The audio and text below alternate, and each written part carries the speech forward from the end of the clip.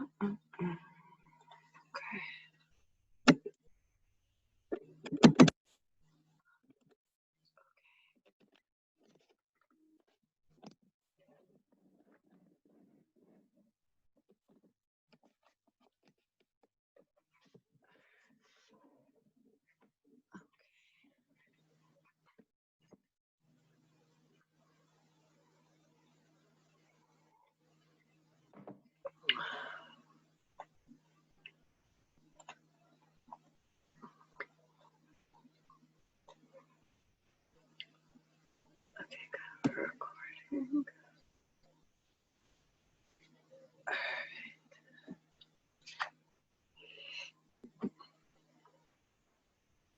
Hello. Are you having a hot drink right now? Is it not hot and muggy enough in Jerusalem? No, it's that I just needed a second coffee because I went to sleep really late last night. So, but the thing is, we didn't have milk. So by the time my kids actually ran back, my coffee was Look cold. at my hot drink. It's coffee. This is my hot it's drink. Caffeine. Yeah. No, this is not coffee. I have beer. Yeah, I noticed. Here. Look at this. Oh my gosh, have you tried this, by the way? It's Carlsberg, no? No. It's a special Carlsberg. It's unfiltered. I'm going to send you a box. What? I have a feeling that your daughter would like it. Here. If it's beer, she will like it. The kid is obsessed with beer. This one is like out of the world. It's like fruity and amazing. I'll send you a box. You guys will take it by yourself. She'll hate that, but I'll probably like it. I think she would like it because like literally we've had like beer passionates come here and be like, oh my God, this is good beer. So she likes Red Tuborg. So good. Where is it on the scale of Red Tuborg? Sorry, it disappeared. I don't even know what the Red Tuborg is. Have you ever had the Thailandi beer, Leo? No. What are all these beers that you guys have? Well, wait. Just to be fair, when you go to Shinzu, the sushi place at the remote mall, that's the beer that they have. They have this Thailandi beer called Leo. So, not Sapporo, the official Japanese beer of the world. I don't know. I'm not a big maven in these things, but Leo's actually decent. What I want to do, I want to get to Korean. I want to finally taste Mekju, which is Korean beer. That and soju, which is the Korean, like the equivalent of sake, but like, anyway. I was going to ask, what is it? What? It does not sound like beer. What? It sounds like Mekju? it's something else. Mekju it sounds like just Korean beer. Oh my gosh. There's this person that delivers stuff from Yoda and Shomron, okay? Yeah. And they have this like honey, what is it called? Like mead? Oh, mead. Yeah. Honey beer. OMG. Like insanity. And it was like a Shele Pesach, I think, for some reason. Stop. That doesn't even sound possible. I have a feeling that it was, but like we didn't buy it just because like, what do we have for Pesach? If it's not, if it's not suffering, then are we really doing it? Potatoes and a dead animal. Exactly right. That is all Lubavitchers eat on Pesach. Some kind of dead animal. Go for like 25 bottles of wine a day, but sure, potatoes and dead animal. But yeah, oh my gosh, it's insane though. It's so good. I think I'll prepare a little care package of beer for you guys. Oh my. Oh, I just had this cocktail that I sent you the picture of when Bati and I went to Netanya. Yeah. Oh man. See, my problem is I'm usually driving, so like I can't enjoy those things. No, honey, we took the train. It was awesome. It was great. We don't have to worry about designated driver. We could both get like, whatever. Aww. Not that like a freaking cocktail with like this much rum is gonna do anything, seriously, but it was like watermelon, cantaloupe, passion fruit, and a whole bunch of things I didn't know what they were, but it was so good together. Nice. Oh, you'd appreciate I have been pregnant or nursing for 8 years, so like my alcohol tolerance is like, yeah, no. Baya decided that she now wants to design her own cocktails and she wants to name them. So her first one that she's gonna design, and we already sat there like in Netanya over dinner designing it together, the Harley Quinn. Like the, what is it, Marvel Insane or and hits you like a punch. and super cute and sweet. She was like, okay, there should be frozen strawberries in there, chili peppers, vodka. I was like, girl, you got it going on. Yes, yes. Oh my gosh. Okay. You have to tell her to try to find, okay, this is really important. This is key. Okay. To find chamoy and tajin. Okay. These are two insane Mexican chili lime things. Oh my God. Literally like next level cocktails because of these things. Tell her to find it. I will send you like a message with the name. That's good. That's helpful, actually. It was funny because when we were sitting at the restaurant, she was like, can I order a tequila sunrise? I'm like, no. No. She's like, I've never had tequila before. I'm like, but yeah, you have time. It's fine. No. She's like, fine, I'll just get a beer. Tequila is never a good idea. I figured, you know. It's just it never ends well. It just never ends well. Yeah. Yeah. All right. Anyway, ready for tonight. Dive in. Sorry for the drink talk. Such bomb questions. Love them, Sarah. Seriously, amazing questions. And I don't know if I just forgot that, like, or I discovered, but the thing that bugged me last week about, like, what's the deal with that, like, annoying prophecy that's like 300 years from now about Yoshiyahu. It has nothing to do with anything. So I actually found something semi-satisfying answering that, at least like a part of it, which before I just had like nothing. So this is good. And Gemma, feel free to like just, you know, dive in whenever you feel like it. Don't let me and Sarah just have like, you know, private Farby here, because it could go to some pretty twisted places when it's just the two of us. So anyway, Sarah LaGrari just texted saying she can't make it today. Okay, no problem. Okay, Poseidon. All right. All I can say is I would be really frightened to see me and Sarah at a Purim Suda together. Both of us drinking. That would be interesting. I'm eating, but I'm laughing so much right now because, like, can you just imagine for a second if we ever did Purim Suda together and Baya brought out her cocktails and we were both a little tipsy? That would be hilarious. Honestly. It depends for whom, but I have a slight feeling that our husbands might not be super appreciative of it, which is why we should have separate rooms, of like a room for the ladies and a room for the men. Wait. This is how we roll every single year. You know that, right? I know. That's why I said it. You told me once. It's genius. That's right. It's so that genius. We could like get up on the tables and do, you know, karaoke, just sing Foo Fighters together. Oh my gosh, you just reminded me I have to tell you about another Latino singer. Maybe I shouldn't actually. Sorry. It was just like my mind went to Dave Grohl and I was like, okay. All right. Hi, Sophia. How are you? How was camping last week? It was good. Really scary to drive an RV, but it was really fun. Overall. Cool. Yeah. How are you doing? What? How are you doing? Thank God. It just came back from Netanya, so all is well with the world. I love Netanya. That's awesome. Yeah. That's my safe space. I used to live there, right near the beach. Wow. How did you score that? Like, when was this? When you were a kid, or?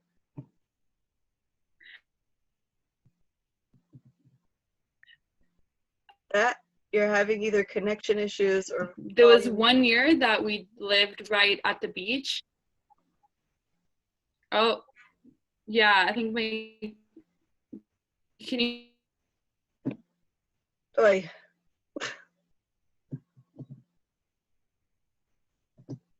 Can you hear me? Now, yes, but before you, like, disappeared. Oh, weird. Okay, now you're good. Okay, I'm good. So you spent the whole year living near the beach in Netanya? Yeah, like with my family growing up. Yeah, it was the best. Yeah, so fun. That's awesome. Yeah. Also, the best restaurant in all of Israel is actually in Netanya, and it's Mehadrin. Where? There's this. So again, I don't know if you would have known about it, but like off the Tayel, it's right on the beach. Like you're sitting on their patio and you're literally watching the sunset, like on the beach, like you're on the beach. And it's called Hayekev, I guess the wine press. And they, like it's two restaurants side by side. There's the meat place, which is called Hakerem, the like vineyard, and you have the Yekev, which is the wine press. Which, by the way, get it? Like milk comes from the cow. Get it? Kerem and the Yekev. But seriously, best food in the entire country is there, and their cocktails are great. Okay, noted. That's next after COVID. Yeah, exactly. All right. 5. So chapter 14, we left off with a question saying that last week's chapter 13, recorded all of these trippy, like, nevuah stories of interactions with prophets. And it's very strange because it seems like the prophets are failing. And we're going to notice that somewhat, not exactly being a pattern in Melachim as a whole, because obviously we're going to have things that break that rule. But it just sounds really strange when we're going to be reading through the stories and the sequence of it. It's going to sound very weird, like, why would Yirmiyahu record these episodes? And that's why I kind of, even though this chapter also jumps around topically, you know, like it starts off with the strange story with Yeravam's wife going Pachia, asking for a blessing, you know, and then it just like jumps to Rehovam and the whole thing with Shishak. But if I could summarize it as one question that encapsulates this chapter, it's like, how does Yirmiyahu decide which episodes to record in his book Melachim? And then basically, if we zoom out, what's really standing behind that question is what's his agenda? Because what he's going to record is basically he's going to be choosing, you know, for his scrapbook, whatever is going to serve his agenda or his, you know, like message that he wants to convey cumulatively. So like snapshot to snapshot is just going to be perplexing. Like, how did he decide to put that in? And we know that he didn't put everything in, right? There's so much historical value that we're going to see today, so much historical data, reams and volumes and entire like walls of information that he had accessible and just omitted it. And yet he put in such tangential things. Why? What is his agenda? What is the entire agenda of Sefer Melachim? That's going to be, you know, the puzzle piece, corner pieces that are going to be crucial for us when we're going to be looking at each picture. We'll see if it's going to be consistent with that agenda. And part of where we learn about Yirmiyahu's agenda, a little bit anachronistically, is from Sefer Yirmiyahu itself, where one of the main things, you know, that his book revolves around, we'll see that that seems to be an overlapping agenda that he has with Sefer Melachim as well. So I'm going to hit pause. We'll hold that thought. And we're going to run through, as we always do, you know, the chapter. Again, I'm going to take into consideration, like, assuming that everybody already read it. And I'm going to, this week, only one person sent in questions, but that's great because they were phenomenal questions. Thank you, Sarah Plutkin. So basically, one of the first questions that she asked was, you know, what's the deal with her disguising herself? Like, what, she didn't understand that she's going to a prophet? Like, of course he's going to know it's her. And I don't know that there is, like, you know, some satisfying question, because this is also going to be a motif that we're going to see throughout all the books of Navi. Like, we see this over and over again, where it's not clear how the ancient people perceived prophecy and prophets. You know, did they know what extent, you know, to what extent, like, the power, like, functioned, you know?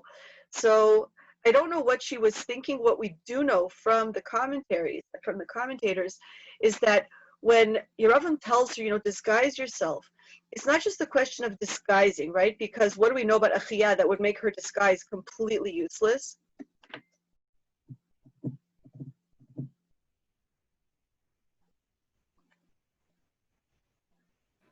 He's a prophet and he knows him.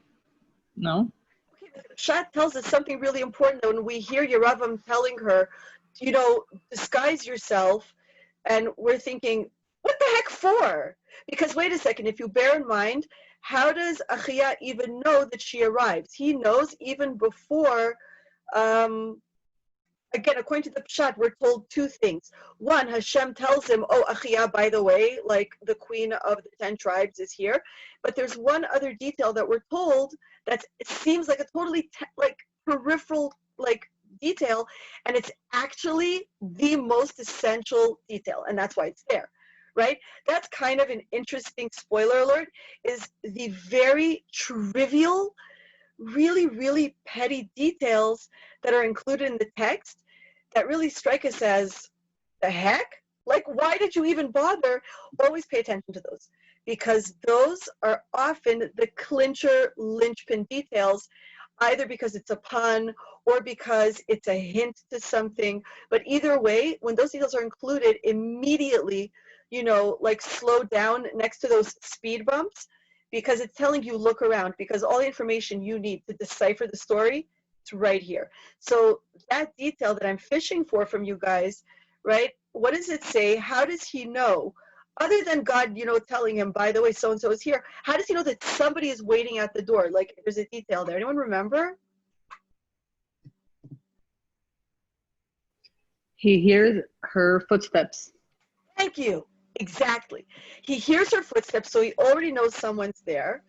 And so basically, now again, why is that detail there on the most basic shot plot development level?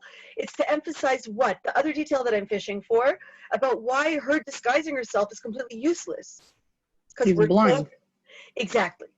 Is not fully blind, right? It just says, just like with Eli in Sefer Shmuel Aleph, right? It says that his vision is significantly impaired because of really, really significant age. He's really, really elderly.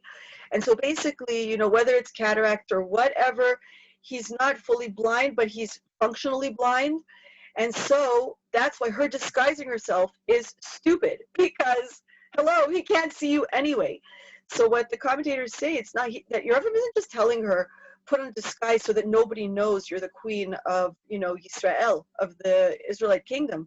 But he says, change your behavior, change your voice, disguise yourself, change your behavior so he doesn't know it's you. So the question is, Sarah's question was, is that even possible, given that she's going to a prophet? And we don't know. We just don't really understand what they were thinking. Did they not understand that a prophet is someone that has God's, personal text saying, okay, spoiler, this is who this person is. Then again, we also saw from the previous chapters that because we're Jews and not Catholics, we don't believe in papal infallibility. And so we don't believe in prophet infallibility. So we saw that you could have a prophet that could make a mistake. And so I think that it might be riffing off of that maybe the people really didn't know, wait, the prophet can make a mistake, so maybe I can pull a fast one on him. So I have to research that further, but basically it doesn't seem like the nation perceived the prophets as oh yeah, totally, you can't get anything past them because God's always whispering stuff in their ear. No, you totally can. Just like the false prophet could tell the true prophet, no, God was totally punking you. He totally wants you to come to my house and have bread, etc., etc., etc. He just didn't give you that memo. He sent it to me instead. So basically, we have some interesting things going on there in that story with Yeravam's wife, where she's supposed to pretend that she's not the queen of Israel. Now, according to what you guys know, would it be an advantage or disadvantage for Achia, a Shiloni, to know who she is, to know about the personal connection? Because how would that affect what he's going to say to her? Would it soften it or harden it? What does he know about Yeravam? What do we know about Yeravam ben Nevat's relationship with Achia? So what can we expect from the interaction if he knows that this is the queen of, Israel, aka Yeravam's wife?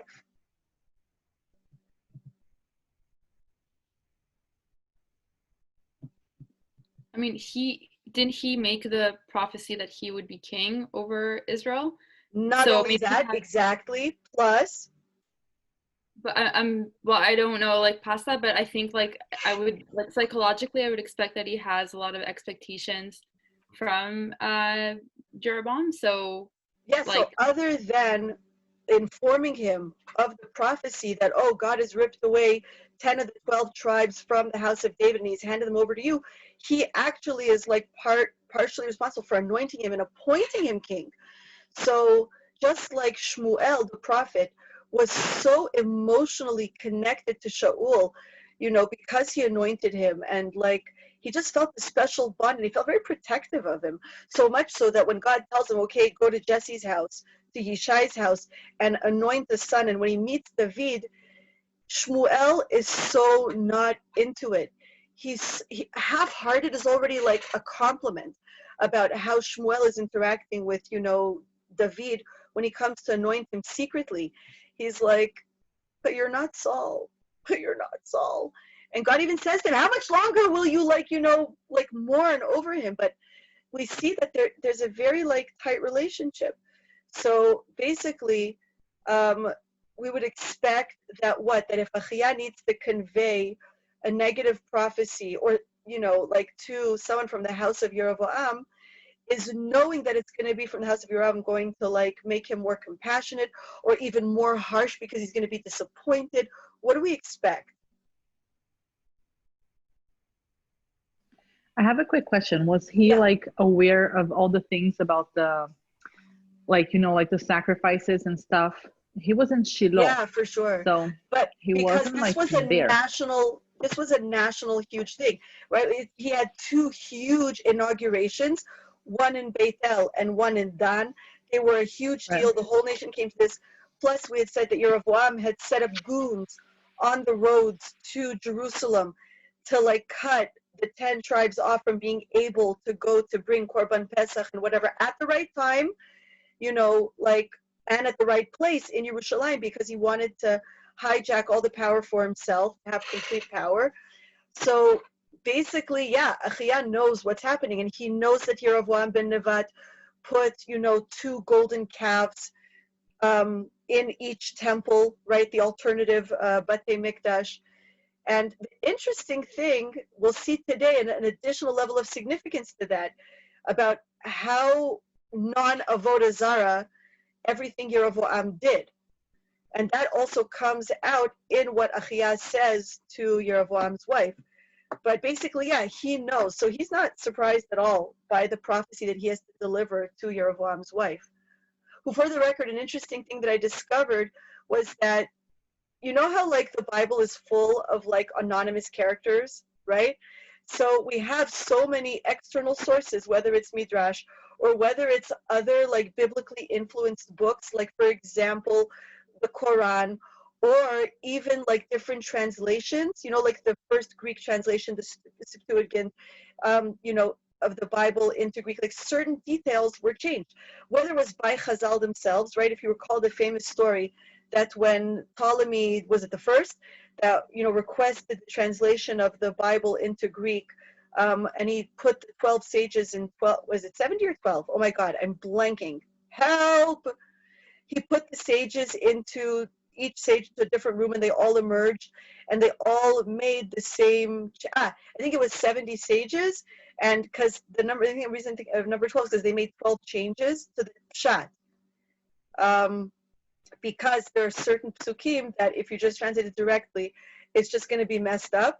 If I'm not mistaken, one of the changes they made is when God said, let us create man, let us create man in our image, in our likeness.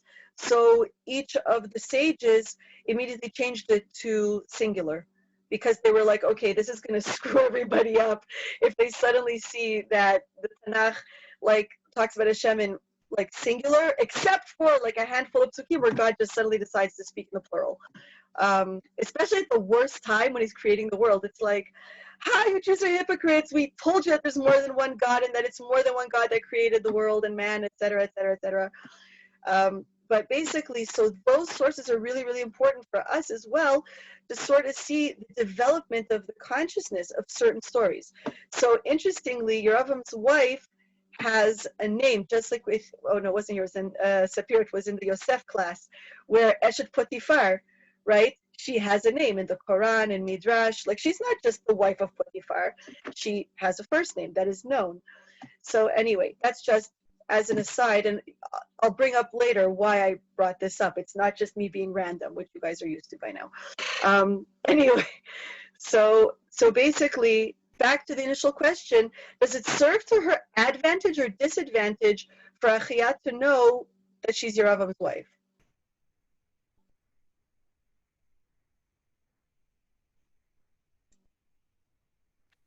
I just feel like it's irrelevant because, like, at the end of the day, even like a doctor, right, will say like, okay, so what's with the child? Who is the father? Does the father have any history? So like, anyway, this was going to happen. What did they think was going to happen? That they were just going to be like. But there's doctors and there's doctors. Like, I could tell you, our family doctor treats every patient like it's his personal grandchild. Because like Dr. Cohen is already a grandpa many times. I think he's already like, is he already making weddings for his grandchildren? I have no idea. But he's literally one of the most amazing doctors ever. Yes, he's a Cohen. Yes, he's a Talmid Chacham, like not normal. Anyway, he's just like literally, I think I should interview him for Ami Magazine or something. He's just like, he has such a story. Anyway, but the point is, you get the personal touch. And if he has to like say anything to you, he's not just like cold, like factual, like, okay, you, a bacterium, same thing. It's like he doesn't say anything without being emotionally invested, which you could say makes him a poor scientist, a poor doctor, because he's emotionally involved, but his bedside manner is bar none. Other than the fact that, yes, he actually is like a total kick-butt doctor, because he just doesn't play by the rules. Like, he's like, okay, this is accepted in Western medicine, this is idiotic and it's counterproductive, and I'm telling you, don't do this instead. And literally, he has decades of receipts and clients that have been going to him for like 30, 40 years where like, he knows what he's talking about. He's not just like a quack or like a witch doctor. So, but why am I saying this? Because this is like, Dr. Cohen is a good parable for the Navi, where we see the Nevi'im were emotionally involved. So even if they have to deliver a Nevuah, and we'll see this in Melachim, where it's in Melachim Bet, there's going to be a time where a prophet has to deliver very surgically just information. And we're going to see this chapter where he can't get the words out. He turns to the wall, he faces the wall, and he sobs. And the king that is standing in front of him saying, what are you, like, what's wrong? Like, just tell me, what did God say that you have to tell me? And he's standing there crying and he can't get the words out. And in between sobs, he gets the prophecy out. Do you understand? Like that, so don't just think like prophets are these like, you know, little MP3 players, like hit play, you know, he recorded, play, okay, rewind, say it again. No, they were emotionally invested, just like Shmuel, when he comes before Shaul and he says, what is this sound of these goats and these sheep that are bleating? What are these sounds that I hear? You know, he's not just, oh, informationally, what is this? He's like, what have you done? And he's personally crushed for Shaul because he knows what this means. So don't just assume that the prophets are just, you know, all right, take, you know, 5 cc's 3 times a day of this antibiotic, and, or no, you need to have like a hysterectomy, God forbid, and blah, like, no, they don't, like a good doctor does not deliver that in like just an apathetic manner. So I do think it matters, you know, like we'll see also later that different kings handpicked which prophets they chose to go to because they wanted a certain delivery. Because they wanted the prophecy, the same prophecy, to be framed a certain way, either a little sweeter, or not, obviously they're trying to get away from the harsh. But we literally will see that with Yirmiyahu himself, where there's a very righteous king who avoids going to Yirmiyahu and goes to a tangential prophet, because the Gemara says, why? Why would you go to this shmecky little prophet when you could go to Yirmiyahu, the Navi Hador? You know, and you're a tzaddik of a king. Why would you do that? And Gemara answers in Masechet Megillah, because this prophet was known for being more merciful, and he wanted to hear a more merciful spin of the same gloom and doom prophecy. So again, it does matter, like, if 100%. You just, like, there's the whole thing about the dreams, right? Like, if somebody tells you that, you know, like, yes, it's going to be this and this, then yes, you could affect it. Whereas 100%. If it's not, like, Okay. Yes, I'm so glad you brought this up. That's exactly how prophecy works. So much so that in that same Gemara in Masechet Megillah, right? I don't want to like spoil it because it's in Sefer Melachim, so like I'm like being careful not to give away any clues. But basically, the Gemara following the very next statement, right? The Gemara flow is like this. So King X went to prophet, you know, the shmecky little prophet. Let's call him, well, okay, whatever. I don't even want to go there. Let's just, you know. I'm like, I'm literally always about trying to make you give away details. I'm being so good because it's so tempting. Because there are details I could slip up on easily, and I'm like, okay, keep yourself in check. But okay, so King X is going to prophet Y. You know, the shmecky prophet, instead of going to Yirmiyahu, and the Gemara says, why? Like, what's the point? Because it's all the same prophecy anyway. And then the Gemara answers, oh, because he wants a more merciful version of the prophecy. And then the Gemara says, but that's a ridiculous statement because the prophecy is the prophecy. How can the prophet like affect anything? That doesn't make any sense. Oh, so that's a good point. Wait a second. What does it mean? Like, what he's going to do? Tamper with it? He's going to say the wrong thing? Doesn't make a lot of sense, right? So the Magid of Mezrich actually is the one that clues us in on how prophecy works. And he explains on this exact Gemara, how can the prophet being merciful or being harsh affect the same content? Like it's the exact same word. King X, your reign is going to end miserably because whatever it is, like, you know, the destruction is going to happen, whatever the gloom and doom prophecy is. So what does make a difference if the tone is really sweet? Oh yeah, your reign will be terrible and the temple's going to be destroyed versus the temple will be destroyed. Like, hello, it's the same thing. So basically what the Maggid of Mezrich says is that the prophet had power to change the outcome of the prophecy, not the outcome, but like the interpretation. Sorry, exactly what you said, that when someone comes and tells you, oh my God, I dreamt that this person who's a young person passed away, right? So your person can say, oy vey, you should like go get tzedakah because maybe it's a sign, blah, blah, blah. Or a person could say, wait a second, maybe it means something else, maybe it means something positive. And then the interpretation you receive verbally creates the reality of the dream. That's what our sages tell us, point blank. The Rebbe was very strong about this, that it's important whenever anyone tells you a dream to always interpret it positively because the verbal manifestation of the dream creates the reality and molds the reality of the dream. So just FYI, heads up, if anyone ever tells you that they dreamt of somebody young or somebody they love, or it doesn't matter, somebody passing away, but specifically somebody young, our sages tell us that that's an omen that the person will have a long life. The dreaming that someone passes away young is actually a sign of arichut yamim, that the person will make it to a ripe old age. So basically what the Maggid explains about prophets, that a prophet was revealed through prophecy, the letters of the prophecy, but he had to put it together. So right, just like the Urim and Tumim would light up, like, okay, Lamed, Aleph, Mem, you know, or in the case of Eli, right, it was Kaf, Shin, Reish, Hey, and he had to know, is it Kshera? Is it Kesara? Is it Shikora? And depending on the prophet's personality and his spiritual level, that is how the letters would manifest. And so the Maggid says that's why a merciful prophet is crucial versus a harsh one, because if he's all Gvura and Dinim, he's going to arrange the letters in a certain way because that's what he's going to see.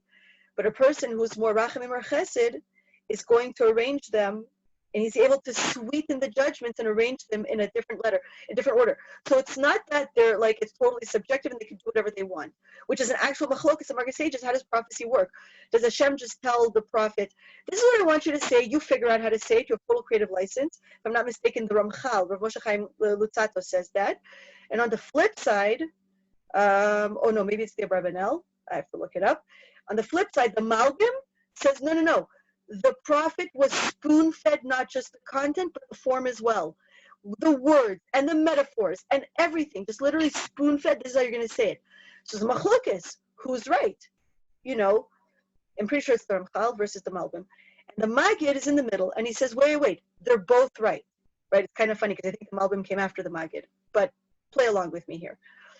That the Maggid says, no, it's actually in the middle, where, yes, he's given the letters and the form and everything, but it's not creative license, it's his personality choosing to align the letters and to reveal the prophecy in a certain way. This is why each prophet's prophecy is different, right? The Gemara in Megillah says, no two prophets prophesy in the same manner, for just as their faces are not alike, their prophecies are not alike. So basically, this is how going to a specific prophet was crucial, because they could actually change the reality by sweetening the judgments even a little bit. So back to the point, which is, what is Yeravam's wife and Yeravam, what are they thinking, the Ben Nevat or the Nevatzen couple, by going to Achia, are they expecting, to get favoritism? But obviously not, because that's what she's disguising herself. So why do you think he's going to be harsher to them if he knows who it is? Does it make sense that they're trying to disguise themselves? I think they feel, according to it, they must feel guilty about something. Wait, one person at a time. Sapir, you started first. What? I think it seems like they feel guilty about something, so they want to hide themselves. Okay, so they think that he's going to be harsh because he's going to be upset at them. Sarah, what did you think? So my thing is, with everything that you just said, right? Like, according to which prophet delivers it sweetly, and considering that they had already an established relationship, on the other hand, can he just go to one of his, lamer prophets who's going to be like, yeah, your son is going to live till 120 and give you many kids and snachas and oh my goodness, and so why does he's he probably go to going to be like, Achia is going to be super harsh. He's not happy about the situation. He's supposed to be a better king, and boom, so why does he go to Achia? Why doesn't he go to one of his self-appointed? Counting on his protectia. It could be looking for protectia. So then just go with the crown and everything, and with the entourage, and say, I am the queen, of Israel.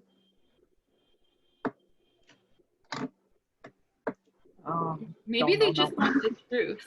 They just want a non-biased. They go into the best prophet, and they just want to find out the truth. Is he gonna die or not? Exactly, because even Yeravam somewhere knows that it's sketchy, that this whole system that he set up is kind of baloney. It's not legit. So he's going to the number one specialist that he knows is legit. And so, but on the other hand, you're right that he has guilt pangs because he knows he's let him down. So, but I think he's also setting up a test where he wants to be 100% objective. It's I just want to know the truth. What is going to happen?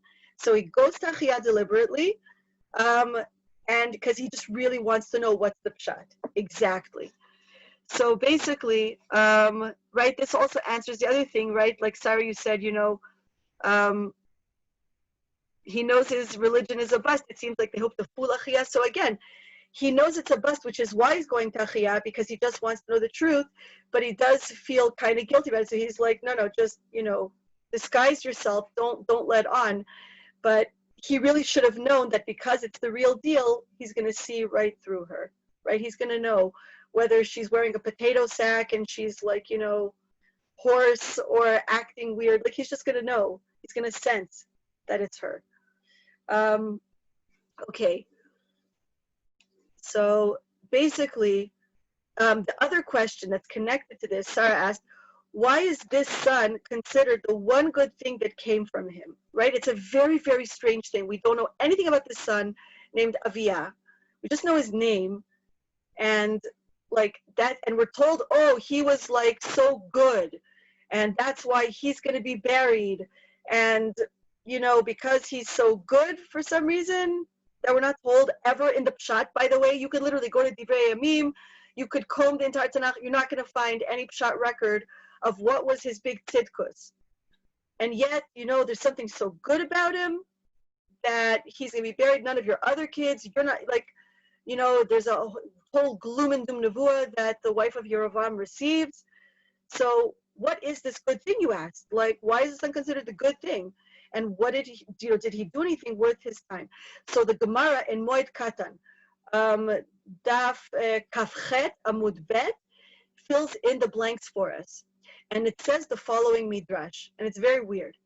It says, you should know that Aviyah rebelled against his father, that when his father set up goons on the highway to Jerusalem, to Beit HaMikdash, to stop people from, going to Yerushalayim to do the korbanot, so basically, he himself went, he defied his father by going on Pesach and going by himself, to Yerushalayim, to Beit HaMikdash, to give the Korban Pesach. I mean, it doesn't say Korban Pesach in the Pshat, it uses something else, right? It just says that he himself went.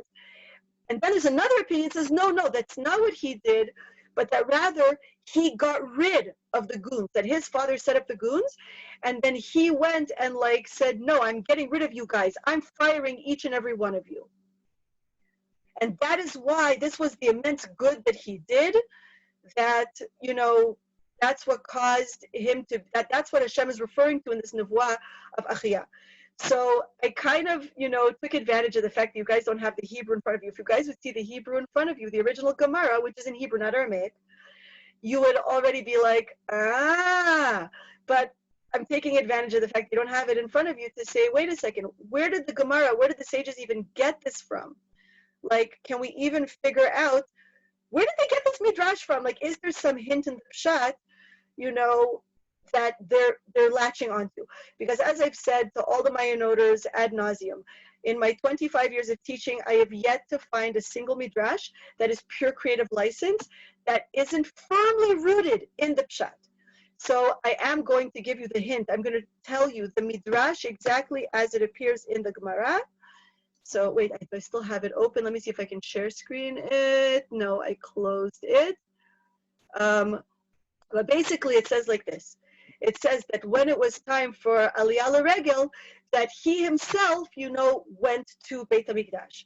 And it says, and so that's the Gemara itself, that it says that, he himself did Aliyah L'Regel, or that he got rid of the goons that were stationed there so that the Jewish people could go to Beit HaMikdash.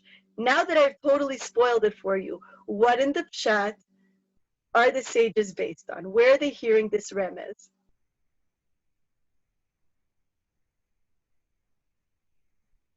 Ki ze levado yavo. He alone. I'm saying okay. In Pasuk 13. Okay, no, I'm looking for something much more concrete and much more obvious.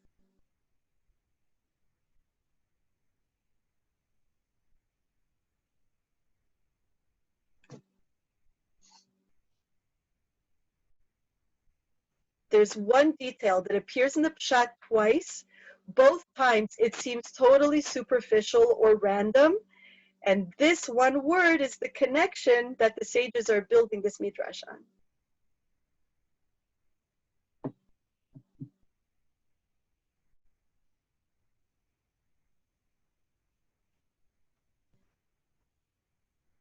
Do do do do do do do do do do do do do.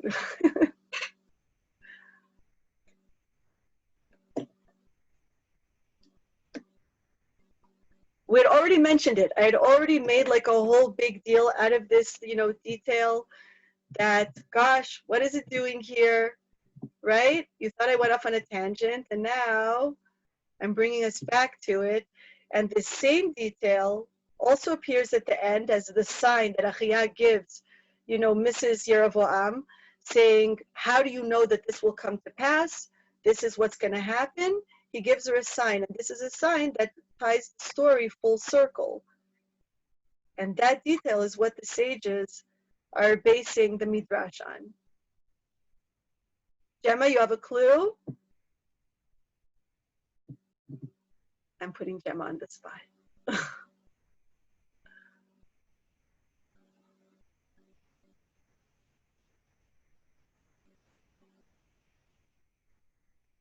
Is it in this chapter?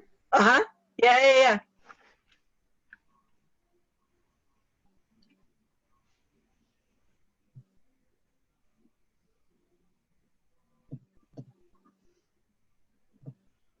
Like I'm literally reading the Hebrew right now.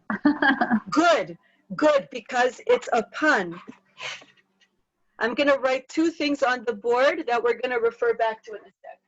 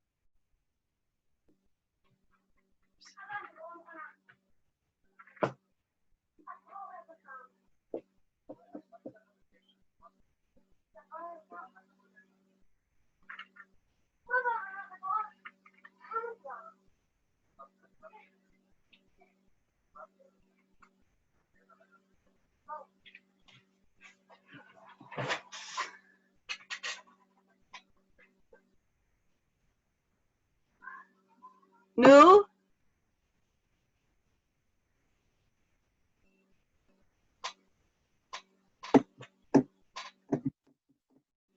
Is it something about hearing the footsteps, like of?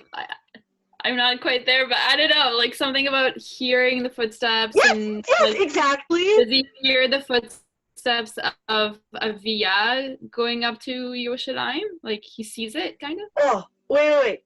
So the sign, the superfluous sign, we're suddenly told, and Achia heard Mrs. Yeravam's footsteps. And I'll just read the Hebrew. Or Sarah, do you have it open in front of you?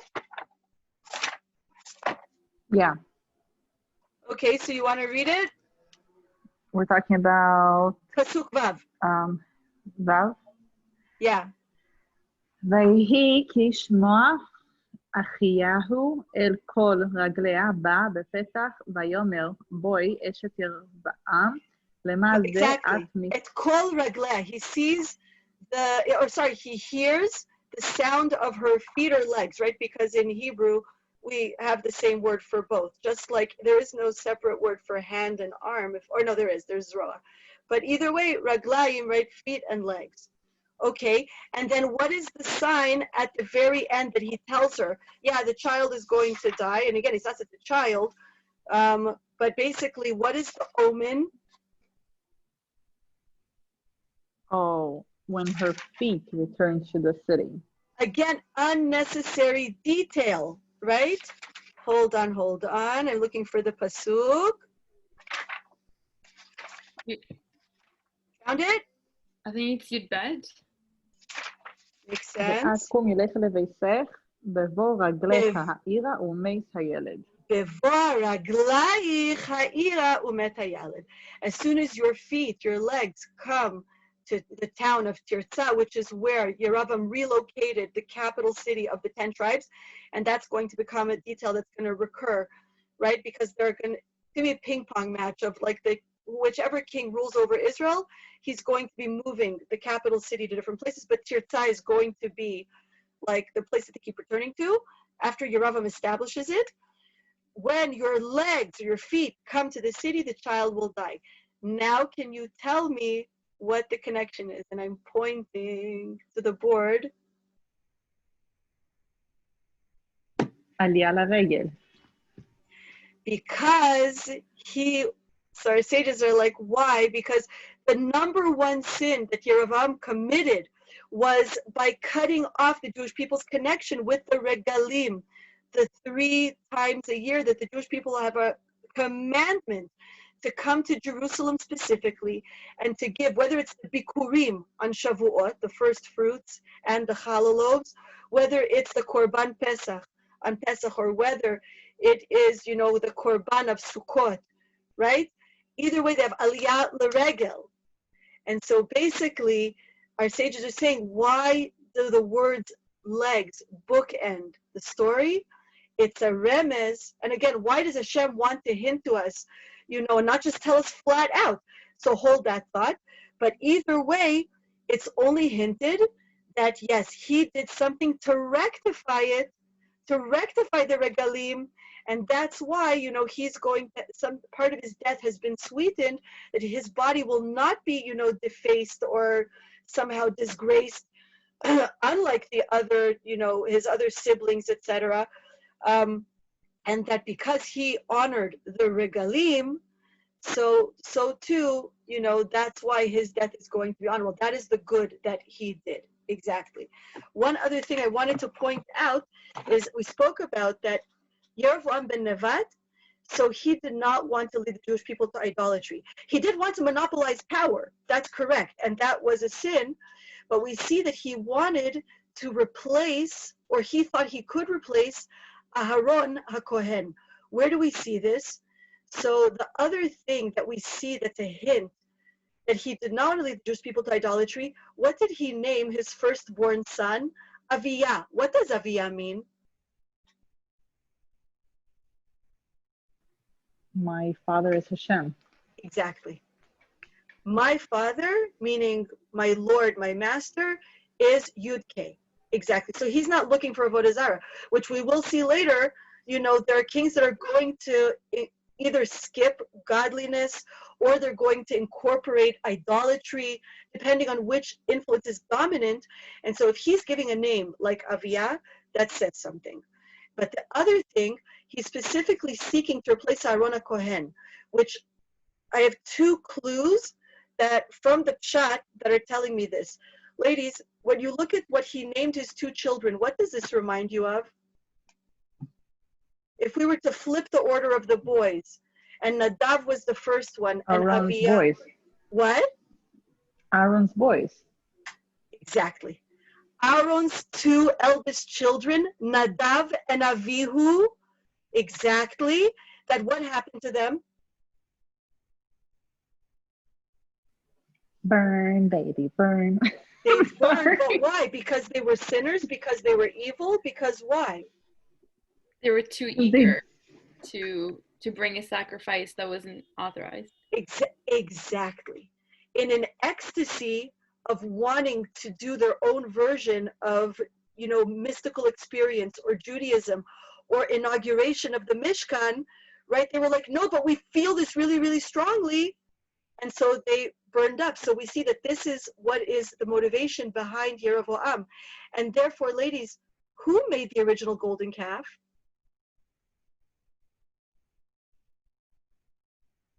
Please don't tell me it was Nadav and Aviel. No! Oh my goodness, people! I was like so heartbroken right now. Please don't tell me it was them. Who built the golden calf? Who, Sapir? Aaron. Exactly. Now we see another motivation why Yeravam ben Nevat chooses that image, because he's replacing all the existing Kohanim with his own Kohanim that he chooses, and that's what, right, he's told at the end that, in the Pshat itself, you go and you make your own Kohanim, you think that you can decide this, that you can invent this? And the answer is yes. He felt, for whatever reason, that he is replacing Aharon. So he builds a golden calf to serve God. He calls his sons Nadav and Avihu, right? Again, hoping to rectify that they got burned. But no, these sons are going to serve God ecstatically in a creative way that is kosher, that's going to last. And again, so Hashem's like, no, just like the original Avihu burned up, I'm taking this Avihu also. And this Nadav, you'll see what's going to happen to that Nadav. He's not exactly a Groise Mitzir. But basically, we see from these details what is making Yeravam tick. That he's literally trying to fill Aaron's shoes and say, but I'm going to get it right. But I'm going to get it right. So basically, that is part of what's going on, with this character, Aviyah, right? Because the Vav of Avihu is missing for whatever reason. Okay, and then in the last 10 minutes, you guys asked, what is the story with Shishak? At the very end with Rehovam, what the heck is up with that? So there is an amazing, amazing scholar. He was one of the greatest academics, but also like even though he's an academic, tremendous like faith is literally, all of his writings are imbued with that. Professor Avram Grossman and his son, really the apple did not fall far from the tree. Professor Yoni Grossman, one of the top Tanakh scholars at Hebrew U and a bunch of places, and a big mensch to boot. Basically, if you ever want to see, faith and chokhmah working in harmony, their writings are stupendous. So Professor Grossman wrote a gorgeous, gorgeous article on analyzing, Shishak, that whole part of the story about what's going on here. And so basically, first and foremost, I do want to point out that this story about Shishak, the king of Mitzrayim, is one of the stories that we have oodles and oodles of archaeological evidence for. I'm going to share screen for a nanosecond, just so you can see quickly. Where is it? Come on. No. Hold on. I'm just looking for... Why isn't it letting me show the wiki page? While you're looking, yeah. First of all, it talks about the death of Rehavam, and then it talks about the story about Shishak. Yes. So, shouldn't it be sort of flipped? I mean, we know that it doesn't follow chronological order, but by the way, he died. All of his stuff is recorded here. And also, remember those super nice shields that his father had made? Oh, hold on, we'll get to during his watch. Yeah. Somebody stole it. Right. Hold on, I believe this is it. Okay, there we go. So, Shishak is known. I mean, of course, there's a machlokis between academia. Of course, is it the same person? Very likely, yes. It works chronologically. It works in terms of just the archaeological evidence that we found. Literally, the story that we have here, he left tons of, bragging stelas, right? Stelas are the, stone pillars where he engraves all of his achievements. And so basically, in English, you would look up Shishak I, who was, if I'm not mistaken, a Nubian king. And basically, there is so much about him. Again, here's the information on biblical Shishak. Now, why is this important? It actually sheds tremendous light on the story for us from multiple levels. One of the interesting things is that if you notice here, you guys are able to see, right? You see the screen clearly. So it's interesting. Whether you guys know that Nubia, if I'm not mistaken, is like modern day Libya. So because we know that the pharaohs, they weren't all Egyptians. There were different dynasties and different eras and from different nations. There were times where you had the Hyksos, who were Canaanite and, basically modern day Syria and modern day Israel. So for about 150 to 200 years, there were pharaohs from those nations. And to this day, Egyptologists are like, we don't understand what happened there. How you have Canaanite, tribes coming and literally ruling for 2 centuries. And then another nation that came was Nubia, that so whenever you have busts of very black-skinned pharaohs, those are the Nubian pharaohs that invaded and took over and ruled. Then they were ousted by the Egyptian ones, and it was all ping pong match of who's ruling Egypt now. So our friend Shishak, it turns out he's not an Egyptian, he's not a native Egyptian. It is a question, when Shlomo married the daughter of Pharaoh, so who did he marry? And what we do know is that it seems it was a Nubian king, but we know that Shishak starts a brand new dynasty. So now all of a sudden, the story comes into place. Remember last week we asked, why the heck would Pharaoh protect Shlomo's enemy? Right? Yeravam runs to Egypt for asylum. Why is that? Isn't the queen of Israel, of all of Israel, princess of Egypt? And the answer is no. And now we understand. Shishak starts a brand new dynasty, so he has no allegiance whatsoever to the old pharaoh. More than that, he's trying to obliterate old ties. He is not he's not beholden at all to the old policies, and he's trying to burn those bridges to establish his own power. And that's one of the big things that very much epitomizes his career, is he was very ambitious, and so whatever is described here that he invades both Mamlechet Yehuda and Israel, he left us the pillar that was found in Karnak, where he lists dozens of cities, and almost all of them are corroborated with the biblical account. Of course, there's a lot more that are not mentioned.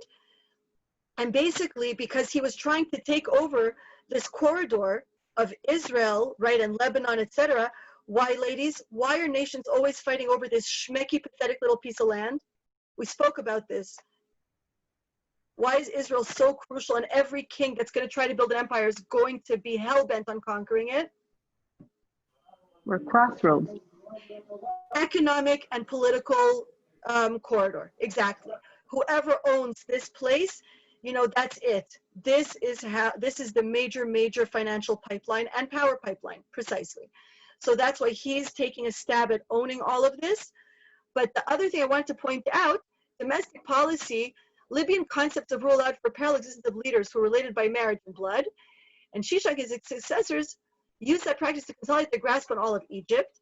He terminated the hereditary succession of the high priesthood of Amun, right, the sun god. Instead, he and his successors appointed men to the position, most often their own sons, to practice a practice that lasted a century. Who does that remind you of? Somebody that until now, the high priesthood was father to son, father to son. He comes along, gets rid of it, says, I'm appointing the high priest. Sound familiar?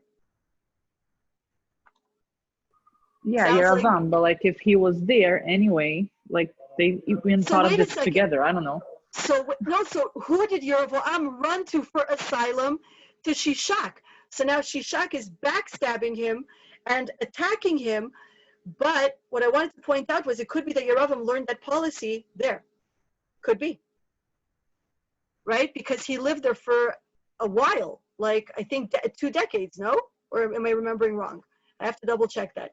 But either way, we have tons of information on Shishak, specifically this story here, that he goes and he pillages and he successfully takes over both Rehovam's cities as well as Yerovoam's. He takes over a giant portion of this corridor and is able to get power. So now what is the deal with the shield? And this is gonna, connect us to what Professor Grossman explained is the punchline of this story, the stories being recorded, as well as answering this question about what is Yirmiyahu thinking? Why is he recording all these little snapshots instead of just writing coherently, historically? I mean, you have so much information, Yirmiyahu. You're like, this guy Shishak left so much data that survived over 3,000 years, right? Because Shishak lives in like about 925. I think this expedition is happening in 925 BCE. So why wouldn't you record it? Why would you record the stupid little tangential detail of the shields, the golden, copper shields? Who cares? Talk about the fact that the important Jewish cities of Megiddo and etc. were conquered, that Israel was under Egyptian rule under Rehovam and Yerovam. Why are you only recording this stupid anecdote with the shields? So first of all, Sarah, you asked the question, wait a second, he grabbed the gold shields and then he left it alone, like copper is not as noble as gold, and you said, oh, is this just like a cheap alternative kind of thing? Like, why does he replace the gold shields with copper? So what do you think? What is the difference between gold and copper shields in terms of their function and their power? It's true they're less impressive when they're copper, that's true, but why? Have you ever thought about, are gold shields useful? Gold shields are super stupid. They're like melt at anything. They're super stupid. They're like you're stupid. Copper, bronze are like way stronger. They're like copper, way no. more. Bronze, yes. Copper, no. Copper is a super pliant, malleable, dinky metal. Right. So what is the point of having gold shields, Sarah? Because my pinky is bigger than your father's. Like literally, that's it. Why else would you have it? Why do you need a shield? to protect yourself. Right. So if you're using a shield that can't protect you, because literally even like my finger goes through it, I mean, I'm exaggerating, but like very slightly, right? Like almost anything can go through a gold shield, for God's sakes. So what does that mean if my soldiers are armed to protect me with a gold shield? What is that saying about my status? You don't really need protection. It's just there for the Yofi. Yep. That's my bling. I'm so secure. I'm sitting here drinking my pina colada. Like, you know, I'm not scared of anything. My soldiers have gold shields. So not only is it also flaunting wealth, it's flexing his economy. It's a major flex. But it's also talking about how secure he feels. Yeah, we don't need bronze. We don't need iron. Gold's good enough. So now, is there a difference between copper and gold shields if that's the message a person is trying to convey?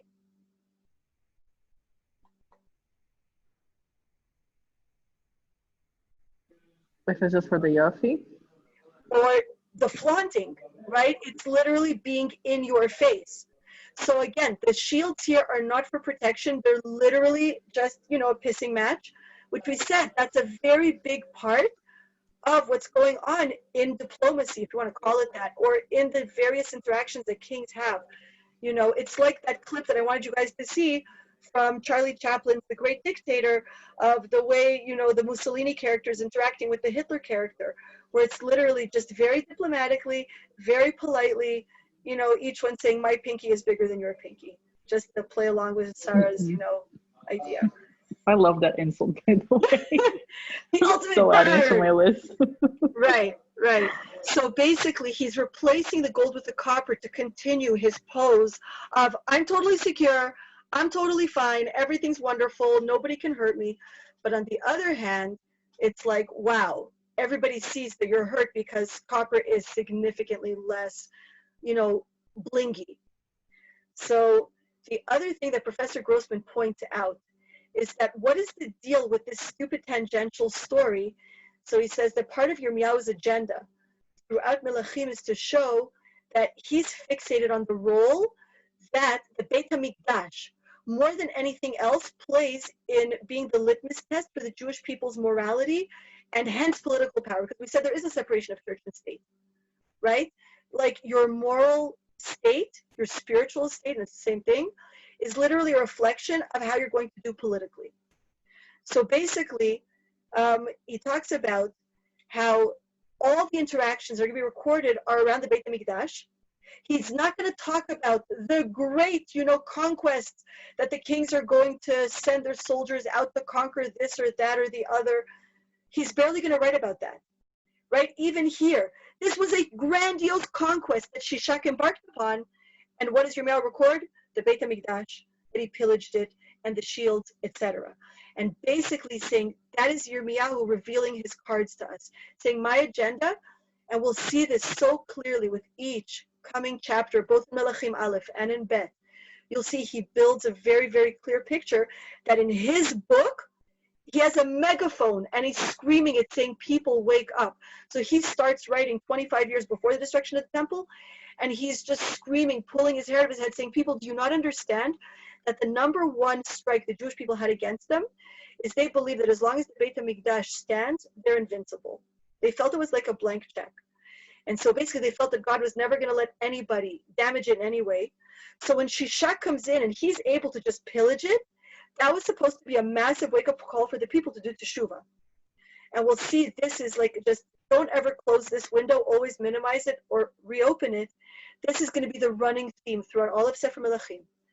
That in every great historical story, the details are going to be emphasized, are going to be how is the Beit HaMikdash affected by this and how did this affect the Jewish people. So here, in the Shishak story, Hashem is laughing at Shlomo and David, saying, you thought that by making some kind of alliance with, you know, Pharaoh, that's going to give you security. The Beit HaMikdash is destroyed because you married her. You literally lost your power over the 12 tribes because you were building her temple, and so you messed people's relationship up with the Beit HaMikdash, and that's why Yeravam got power, because he wanted to restore the connection between the Jewish people and the Beit HaMikdash, ironically, right? And so basically, it's going another step. Yeravam ben Nevat, you thought you could run to Shishak for asylum because you thought that, oh, he's going to protect me because he protected me for like whatever, however, 10 to 20 years. He will turn around and stab you in the back in a heartbeat. Physical political alliances are useless. They're like golden shields. They're like copper shields, my friend. Just like a gold shield does not protect you, your so-called alliances, whether it's by marrying into the royal family of Egypt or political alliances, they can be pierced just like a golden shield.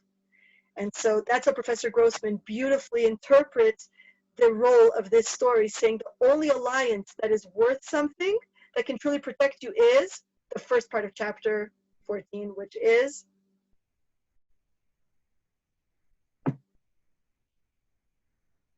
go to the prophet, right? Be legit with God, be straight with, have that relationship straightened out, and your grass will be okay. So Yeravam just doesn't get a clue. He's like, no, I'm going to do whatever I want. I'm going to form all these alliances. I'm going to like set up all these political strategies, and that's how I'm going to monopolize my power. And God is like, don't face palm. Just no. Golden shields. It's like saying straw shields. Like really, you're going to like, protect yourself with a straw shield. So there is a lot more to say, but we will continue on next chapter as everything builds cumulatively. But basically, that is the gist of what's going on here, is the juxtaposition of what's real and what's fake protection. What is the clincher? And then we'll see what happens when Yeravam's son inherits the throne. How does his career fare? And I realized I asked the question last time that I'm going to answer next time, Bezrat Hashem. Are the prophets a failure or a success? Right? So, Bezrat Hashem, we'll get to that. Have a great week. If you have questions, you know what to do. Send them. I want to remind you quickly about Na'ama, because that part really bothered me. Like twice within 7 I just ran out of time. I told myself I'm never. What?